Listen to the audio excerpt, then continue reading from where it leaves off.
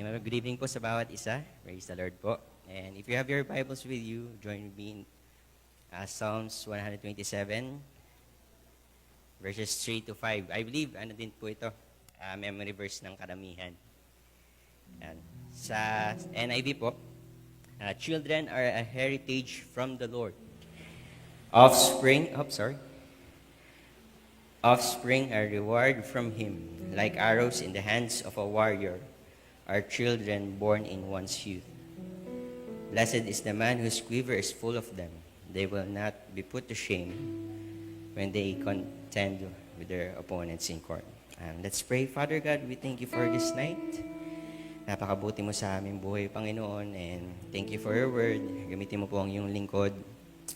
And wala po siyang magagawa, Panginoon naman, kung wala ka sa Kanya, Panginoon. Pray na gamitin mo kong mouthpiece ng magdadala ng iyong salita. And maging kalakasan po ng aming kaluluwa ang iyong word. Ito pong aming salamat dalangin sa pangalan ni Jesus. Amen and amen. Praise the Lord po. And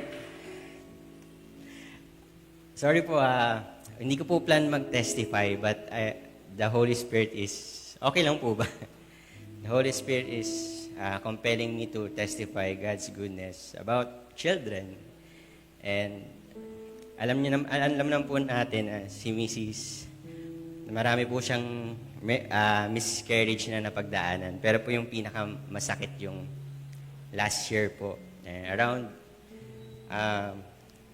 I remember, Mother's Day, nag-announce kami sa social media na pregnant si Mrs.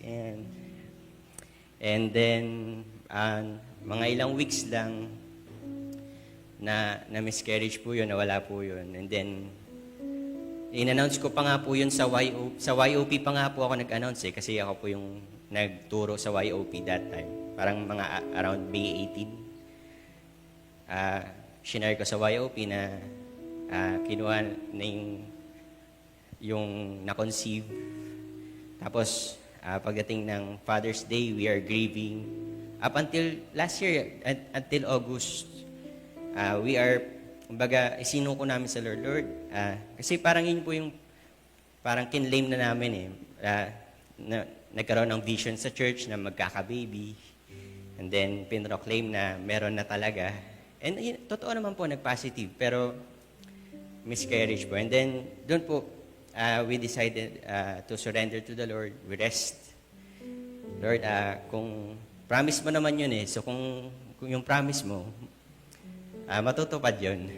Promise ni Lord yun And here we are po, mag-performance na si Innova sa 13. God is good po, mga kapatid. Purihin po ang Panginoon. Children are a heritage from the Lord. Gift talaga from the Lord. Amen po ba? But tonight, I want us to reflect sa phrase po na sinabi na, like arrows in the hands of a warrior. Doon po tayo mag-reflect tonight sa word na warrior. Kapag po ba sinabing warrior, ano po yung una nyong naiisip? Labanan. No. Digmaan sa war na warrior. No? So, hindi naman po yung gano'n. No? Ay, warriors pala yun. So, warrior, pagka sinabing digmaan, lalo na nung panahon ni David, no? Talagang against blood. Di ba? Pero tayo pong mga mananampalataya, sa panahon natin ngayon, as a warrior, our struggle, our battle is not against flesh and blood. And let's read it in Ephesians 6. It's not against flesh and blood, but against the powers of the enemy. As we read, for our struggle is not against flesh and blood, but against the rulers, against authorities, against the powers of this dark world, against the spiritual forces of evil in the heavenly realms. So in spiritual realm, mga kapatid, there is a warfare that is going on. And ito po yung ating battle, ito po yung ating struggle. And as we continue the verse in verse 13, therefore put on the full armor of God, so that when the day of evil comes, you may be able to stand your ground, and after you have done everything, to stand. So, ito po yung armor of God. I believe Alam po natin yan, belt of truth, breastplate of righteousness, shoes of the gospel of peace. Ano pa ba? Shield of faith. And then helmet of salvation and the sword of the Spirit. That's the context of Ephesians 6. But in Psalm 127, meron pong warrior doon na may nabanggit na weapon na wala sa Ephesians 6. Ano po yun? The arrow. Again, blessed is the man whose quiver is full of them, like arrows in the hands of a warrior. So ang children, mga kapatid, ay hindi po siya burden, kagaya ng sinasabi ng mundo. Sinasabi po ng mundo na, ay, wag ka muna mag-anak, hindi ka makaka-travel, ganyan, etc. Wag ka muna mag-anak, ano lang yan. Pabigat yan sa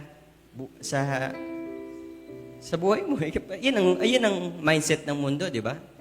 Pero ang sinasabi po ng Bible sa atin that children are a gift from the Lord and weapon din po natin sila as Psalms 127 states that arrow in a warrior's hand. So, ibig sabihin, ang children po ay nagiging katuwang po pala sa ating battle, sa ating struggles, which is, ano po yun? Ano po yung saan natin sila nakakatuwang? Sa ating pong prayer. In Ephesians 6:18, pagkatapos po ng armor of God, sabi po doon, and pray in the Spirit on all occasions with all kinds of prayers and requests. With this in mind, be alert and always keep on praying for the Lord's people. Ito po yung ginagawa natin. Every Wednesday, kapag tayo po yung nagsasama-sama, this is what we do. We struggle, we battle against spiritual forces, and we battle through our prayers. So, we battle through our knees. Sabi nga ni Pastor Tina, na yung mga scars ng warriors, sa atin, sa tuhod na. Yung kinakalyo na yung mga tuhod. Kasi, todo sa panalangin, sa pagluhod sa panalangin. And tonight, marami po tayong ipagpapray. And, alam ko, kumikilos po alam natin lahat na kumikilos ang kaaway sa ating bansa.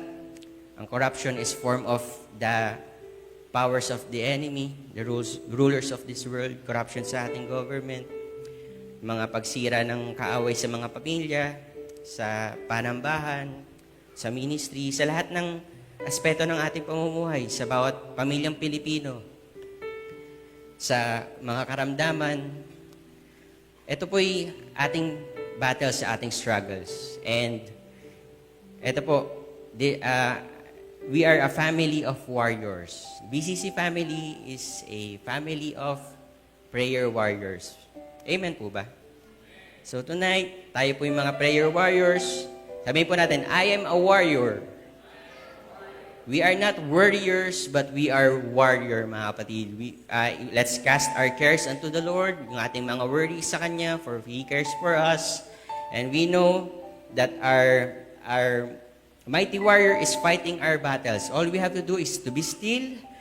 As a warrior, meron tayong champion na humaharap, nagre-represent para sa atin. We don't have to worry, for Jesus conquered it all, and we are more than conquerors. Let's pray, mga kapatid. Panginoong Diyos, salamat, Ama, sa iyong salita. Pray, Panginoon, na tunay ng mga anak ay kaloob mo and katuwang namin sa pananalangin. Pray, Lord God, na patatagin mo po ang bawat isa, ang bawat pamilya, a family of prayer warriors, Lord God, magiging matatag, Panginoon. And ang foundation namin ay ang aming faith sa iyo. Ang foundation namin ay ang aming pananampalataya. And sabay-sabay kaming mananalangin, magiging mag-intercede sa aming bansa, sa may mga sakit. Mag-intercede, Panginoon, sa aming church. Pray, Lord God, na have your way in this place. Malaya ka ang iyong presensya, Panginoon, ay sumama sa amin as we continue to worship you tonight at sa aming mga pananalangin. Ito po ang aming salamat dalangin sa pangalan ni Jesus. Amen and amen.